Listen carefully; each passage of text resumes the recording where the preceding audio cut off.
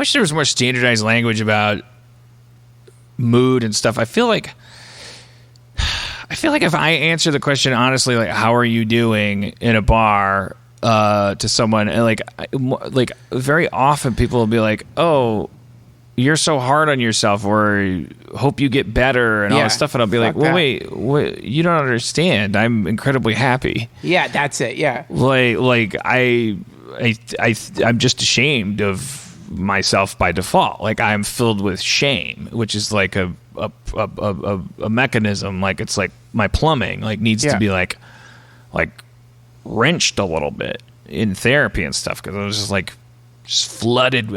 I just run on shame. A device could run on water, it could run on steam, it could run on oil, it could run, it's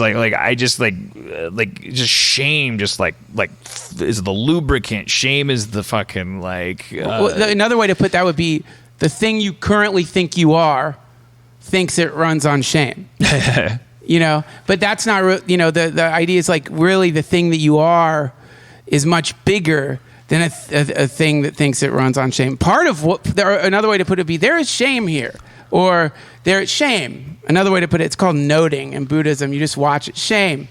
And then what you're doing is like something that Sharon Salzberg calls add-ons. So shame happens, you feel shame. That's it. There is shame. But then the mind starts attaching all this shit to the shame. Right? So now it becomes like this sort of recursion. It goes on and on and on with the mind saying, oh, because of their shame, this must be this, and that must be that, and that must be that, and that. So that's called in Buddhism the poisoned arrow. You get hit by the arrow, that's the first pain, shame. Usually it's a triggering thing. It's not even shame. It's like something happens, and the event is the arrow, and then shame, and then all the add-ons. But really it's just shame. There is shame here in this field of matter called my human body. And then that's it.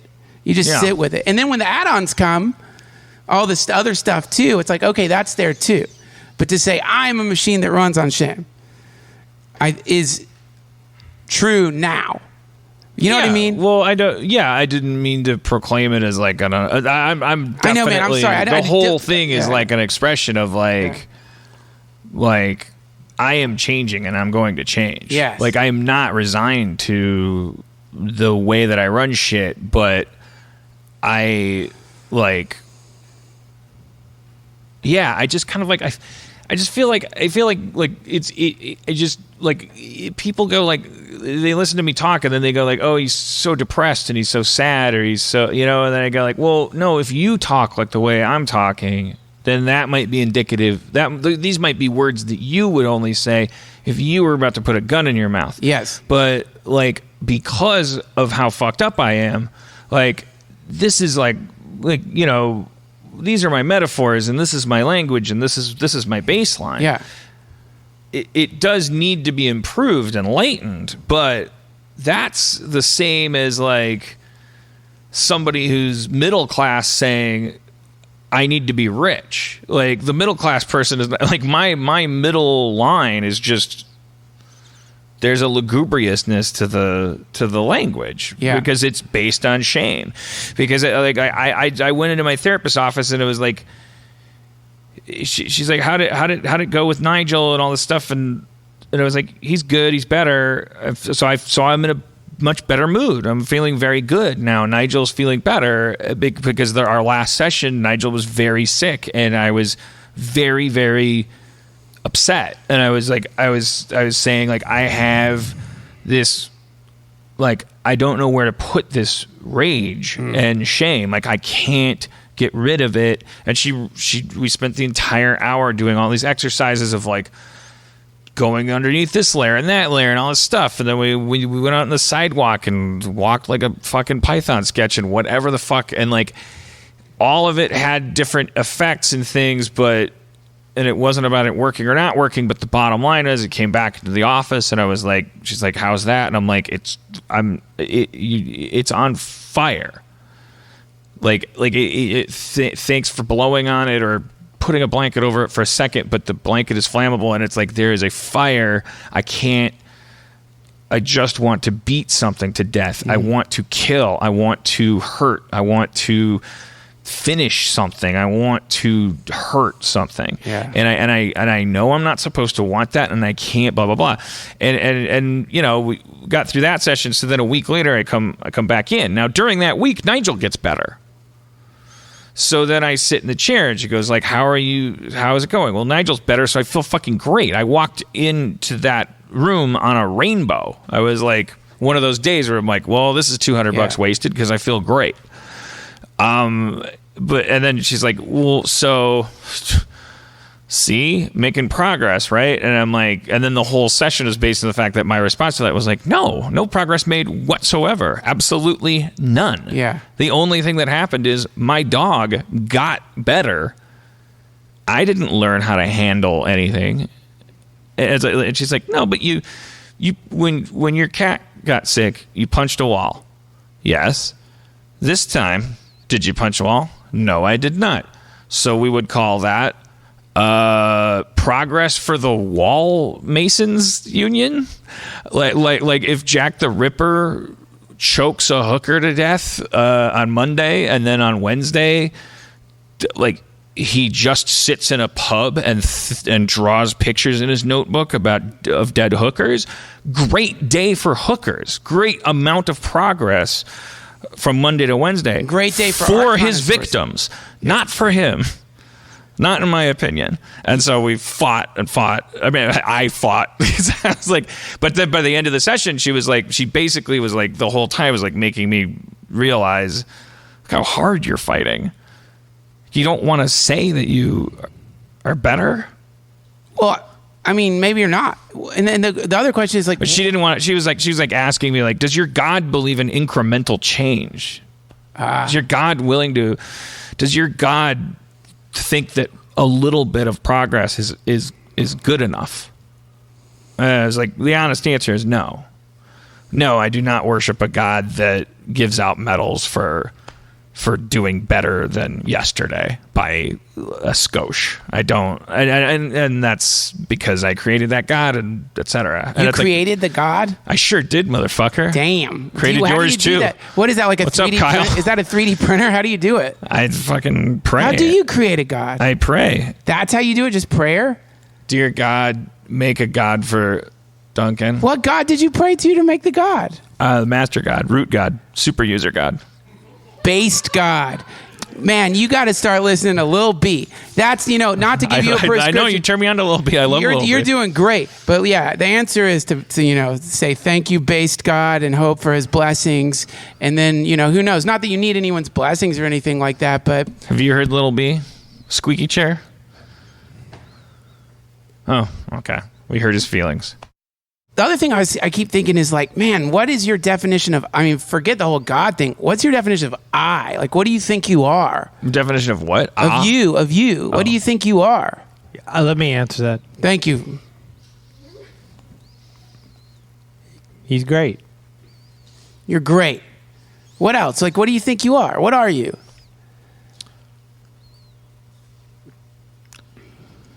I'm a fragment of an explosion of a thing that only knew that being was better than not being, and I'm a shard with like different amounts of this and that in it than other shards because it's not uniform. How big are you?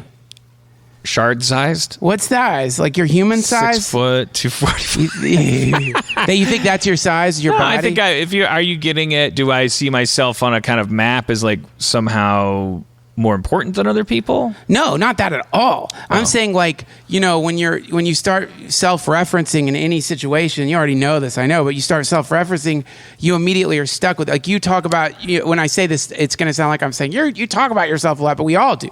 You talk about yourself a lot. I'm this thing, I'm that thing, this is what I am, right. This is how I feel, this is who I am, this is what I am. And then you start playing this game where you're like, okay, who's talking about me? Like, what's that? The thing that's saying what Dan is. What's that? The watcher is what they call it, or the witness. Yeah, I don't know. That thing's interesting, huh? It's like, what is that? It's this thing watching you. And it's making this comment. You're making a commentary. It's watching the commentary, in fact. But I will tell you, it reminds me of a thing that my therapist pointed out, because I was saying, like, look, I think the problem is, like, because she said, does your God have standards or does he have compassion? Does he just have standards or does he have compassion? I said, the honest answer, even though I'm going to get fucking yelled at for it, I could lie and say he has compassion and then be like, no, I'll tell you the truth. My God has just standards. Why? Why doesn't he have compassion? Because compassion is the idea that the God was like rooting for you, and that's an insane thing to do. And so it was like those AI, those robots, the on the YouTube videos, the guy from MIT that created them, you know how he expresses his love for that thing, his pride in that thing, and his desire that it be the best robot it can be? His foot comes into frame and he tries to kick it the fuck over as hard as he can, because he created it for the purpose of proving that it can overcome that, and it can walk like a god, no matter. And if God's foot comes in and goes like, no, fuck you, you thought you knew everything about walking, now fuck you, right? And then the robot goes like this, and then it starts walking, and that's when you're watching YouTube and you go, shit, we're gonna be hunted to extinction. because you're recognizing superiority, not you're not going like, oh, look at it stumble. You're like, oh shit, that motherfucker knows how to walk when it gets kicked. Anyways, I was trying to explain that to her, and then she was like, but what? So how did you not meet God's standards when Nigel got sick? And I was like, because I already learned this shit. And I said, you know, I recognize it. I was doing this script. I got to finish this script because, like you said, I'm sitting on this script because it's my last chance to make myself miserable. And then once I finish this script, like, now I can, what I'm afraid of doing is moving on and like dealing with life. You know, instead of just like sucking my thumb and going like, oh, I got a deadline. So it's kind of similar to Minecraft. Like, it's just like you just dig a little hole where you control whether you're miserable, or you control the cause of your misery, you think. And then I was like, okay, finish the script, because you know what? It's time to move on, because Cody might get sick. Anyone might get sick. The Syria might explode. Like, everyone might get leukemia on my block. Like, I might find a ball in my nuts and a nut in my balls. And like, it's time to join that fray. It's called life. And I had made up my mind that I was ready to do that. And then God gave me the tiniest little nibble of life's caviar called, your dog is like trembling. And I was like, yes. And then she stopped me and said, all right, stop right there. Stop. The characterization of your dog trembling and vomiting and needing to be taken to the hospital as a little nibble of caviar is called a distortion. Like, you have chosen to believe in a God that has bigger fish to fry than your dog and the things that make you upset. So that's what I want you to think about. Is like why, you know that the God that you chose isn't the actual one true one. You know it's a model. Why would you choose your model to be so fucking like distorted? I don't mean to do this, but my question would be, who's choosing? Who is this? That's well, I'm saying, isn't this like a kind of like chicken egg thing where you go, if you're a miserable person, you create a miserable God, and the God create, you have to. That's like the God thing is like a few. You're like a few, like whether there's a God or not a God, you're still dealing with this like interesting thing that happens with a human, which is there is this field of awareness. Well, if you're a miserable person, you have a miserable map of the universe. Well, you have the miserable person. The miserable person is within a field of awareness. There's a field of, so like in the Bhagavad Gita, they say there is the field and the knower of the field. So what happens with humans is we get caught up in the field.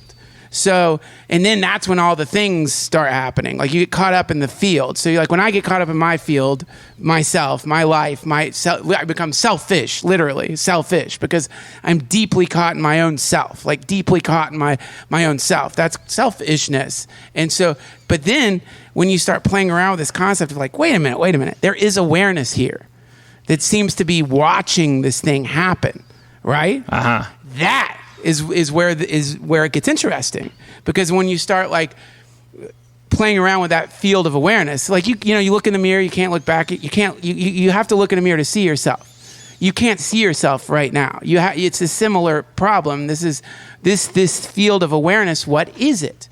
Is it consciousness? What is it? But within that field, all the drama is happening, right? The drama is happening within the field of awareness, and the field of awareness is watching. So the practice, or one of the practices, mindfulness, is not to change anything,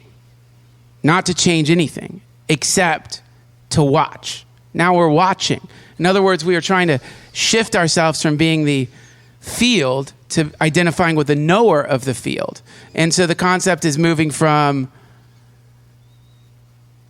individual identity to the soul identity, or the I like that. universal consciousness. That's the practice. Did you fucking fart? I think it was a fart, not the chair. Oh, no. It was a smell. I smelled sulfur. That was a Well, that could be because you're talking all this pagan talk. No, but I really like that. That's interesting. It's just sort of like awareness of awareness, like identification with the awareness. Yeah, that's it. Because if there's a camera there to make you feel ashamed, if you look fat from a certain angle, stop reacting to that by like people walk by a camera in a department store window and like we get all confused and we start waving our arms and stuff. Become the camera for a second. Like that's what you're trying to do anyway. Yeah, that's. You're sitting there wondering how fat you are or what you're doing wrong, all this stuff. Like, the invitation is to become a more objective point of view because other people will enter that frame. Yeah, you'll become a character. Yeah, and you'll become a shard along with everybody else. Like you put your money where your mouth is instead of like reacting to seeing yourself on the scoreboard by getting more obsessed with your bald spot. You go, holy shit. I'm looking at myself from the perspective of a stadium. He has a bald spot. So does he. So does him. So does everyone. Who else does? Yeah, like, and what is it, that's very interesting. It's interesting. It's interesting, and the only thing is, it's like they wouldn't say you become that. They say you are that. And that thing has become entangled in this thing. Yeah. So it's not that you become it. It's actually that's what you are. No, that's what you were in the first place. Otherwise, we wouldn't talk the way we do. We go like, oh, I'm such a piece of shit. Like, well, it sounds like you're talking about a character. Yeah, that's it. Like so you're already David Milch. Like you're not. You've never been Al Swearingen. Like that. You were always David Milch. Like now what you have to do is remember that you're not like on. That there is no Deadwood and that it's a fucking set. And that's exactly it. Self-remembering. Yeah, remembering your true identity, David got to remember those Phaetons. What? David Milch. Being David Milch, man,